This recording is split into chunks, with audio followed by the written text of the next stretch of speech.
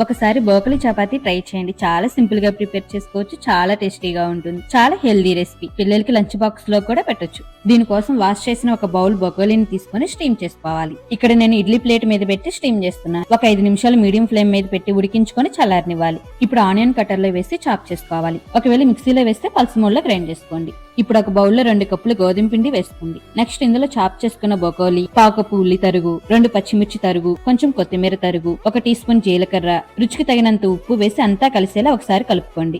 ఇప్పుడు ఇందులో కొంచెం వాటర్ పోసుకొని చపాతీ పిండిలాగా కలుపుకోవాలి. బోకలి ఆనియన్ లో వాటర్ ఉంటుంది కాబట్టి ఎక్కువ వాటర్ పట్టదు, చూసి కలుపుకోండి. మూత పెట్టి అరగంట పాటు నానబెట్టుకోవాలి. అరగంట తర్వాత ఒకసారి కలిపి మీకు నచ్చిన సైజు లో బాల్స్ లాగా చేసుకుని కొద్దిగా పొడి పిండిని చల్లుకుంటూ మరీ పల్చగా కాకుండా మరీ మందంగా కాకుండా చపాతీలాగా ఒత్తుకోవాలి. ఇప్పుడు హీట్ చేసిన ప్యాన్ మీద వేసి 2 వైపులా కాల్చుకొని ఆయిల్ కానీ బటర్ కానీ అప్లై చేసి ఒక ప్లేట్ లోకి తీసుకోండి. ఇలా తిన్నా బాగుంటుంది. లేదా మీకు నచ్చిన కర్రీతో సర్వ్ చేసుకోండి.